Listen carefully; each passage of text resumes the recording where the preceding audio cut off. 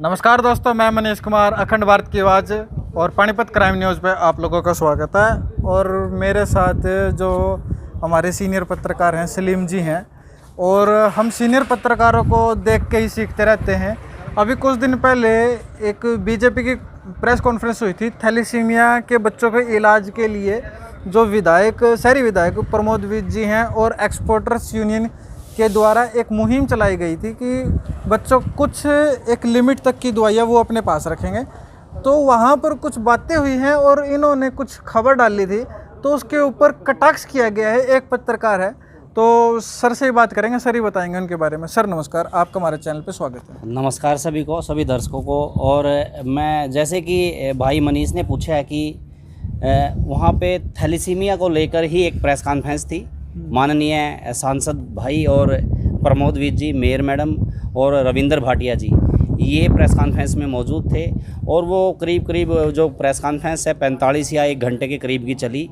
उस press conference में जितने भी पत्रकारों ने क्वेश्चन किए और जितने भी पत्रकारों ने सवाल किए, तो माननीय ने सवालों के जवाब तो दिए, लेकिन एक काउंटर अटैक होता है जो पत्रकार पे वो किया।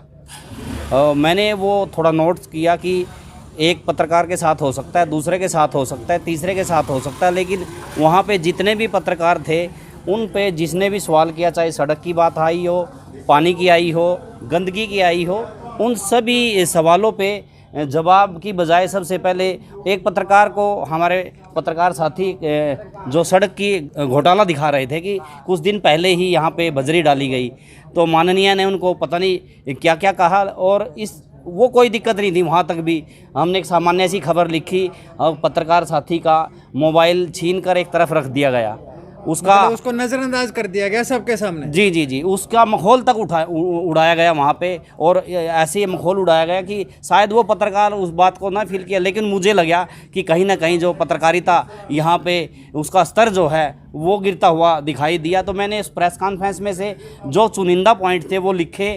तो हमारे एक सीनियर साथी हैं प्राण रत्नाकर जी, आजकल बीजेपी के वरिष्ठ नेता भी हैं, उन्होंने मुझे ट्रोल करना शुरू किया। मीडिया प्रभारी भी आजकल। जी, वो उन्होंने ट्रोल करना शुरू किया। तो उन्होंने सीधा अटैक किया कि आप जो बीजेपी के विरोधी हो, आपकी पत्रकारिता जो है हमेशा बीजेपी के खिलाफ रहती है। इतना ही नहीं, उसने मुझे फ़ोन पे तो ये भी कहा कि अब आपको भूपेंद्र सिंह हुड्डा जो हैं वो अपनी गोद में बिठाएंगे। और एक उसने कमेंट्स किया कि अभी कोई मेरे से इसका प्रूफ मांग रहे थे। मैं बोला कि अभी बहुत सारे लोग आएंगे, वो प्रूफ मांगेंगे, मैं सभी को एक ही साथ प्रूफ दे दूंगा।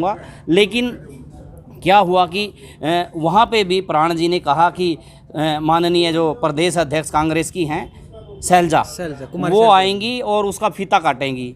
मैंने कोई बात नहीं, सीनियर हैं, साथी हैं, कोई बात नहीं, चलता रहा ऐसे ही। लेकिन अगले ही दिन मेरे पास क्योंकि सारे तथ्य थे, मैंने उन सारे तथ्य को निकाल कर एक जो स्टोरी बनाई। तो उस स्टोरी ने आप देख सकते हैं उस स्टोरी में कितना सच है और कितना झूठ है। अच्छा, एक पत्रकार को एक किसी पार्टी की विशेष पार्टी के साथ जोड़ा जा रहा है, क्या ये पत्रकारिता के ऊपर प्रहार नहीं है? मतलब वो भूल गए कि वो भी पत्रकार हुआ करते थे, वो भी फील्ड में घुमा करते थे, वो भी समस्याएं उठाया करते थे। आज कोई मुद्दा, कोई चीज़ उठाई है, किसी पत्रकार के साथ आपने बताया कि मखौल किया गया है, और उस पत्रकार साथी ही नहीं उसकी आवाज़ उठाएंगे तो कौन उठाएगा? मैं माननीय सांसद महोदय का ये तो धन्यवाद करता हूँ कि उसने भाई के 2-3 बार जो है वो काम किए, फोन करवाए। हाँ, फोन किए, वो मान सकता हूँ मैं। लेकिन ये जो पत्रकार बिरादरी है किसके पास जाएगी? अगर मुझे कोई काम पड़ जाता है तो किसके पास जाएगा?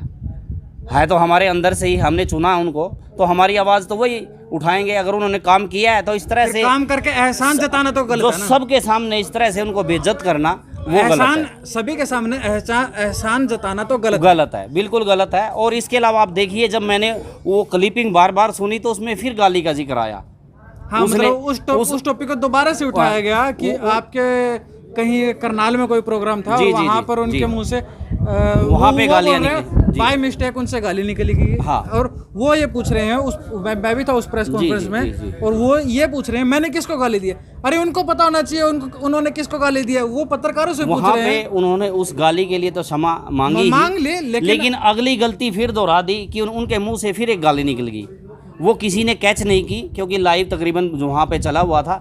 लेकिन मैंने जब बार बार वो क्लिप सुनी तो मुझे एक गाली और वहाँ पे मिली, मैंने उसको उठाया तो लगी होगी उनको, कोई बात नहीं। लेकिन इस तरह से पत्रकारों को जो है मनोबल गिराना, और जो कोई पत्रकार कोई समस्या को उठाता तो उनको ऐसा लगता है कि ये बीजेपी के खिलाफ बोल रहा है। सत्ता के खिलाफ पत्रकारिता को मैं अच्छी मानता हूं और होनी भी चाहिए। जहां जहां कमी लगती है वो सत्ता पक्ष के पास जानी चाहिए, इसी को पत्रकारिता कहते हैं। अगर आप ये मानते हो, उन अखबारों को शाबाशी, उन चैनलों को शाबाशी देते हो जो आपका प्रेस नोट छापता है, तो मैं उन पत्रकारों को भी और उन अखबारों को भी बिल्कुल शून्य अंक देता हूँ।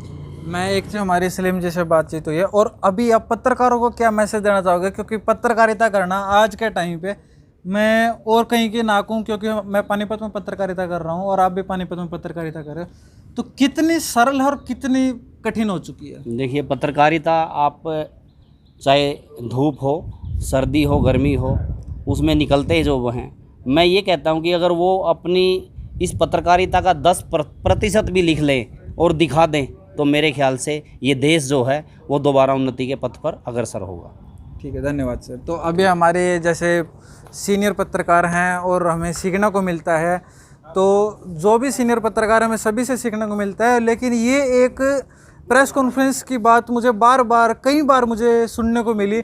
और फिर आज सर, अभी मैं भी एक न्यूज़ पे आया हुआ था, सर भी एक न्यूज़ पे आए हुए थे, दोनों एकदम मिल गए और मैंने सर से थोड़ा सा समय मांगा और सर ने समय दे दिया। ये बहुत अच्छी बात है, इनका बड़प्पन है और हम लोगों को सपोर्ट करते रहते हैं। तो मैं इस वीडियो के साथ, ये वीडियो मैं यहीं पर समाप्त करना चाहूँगा। जय हिंद, जय हरियाणा, जय भारत।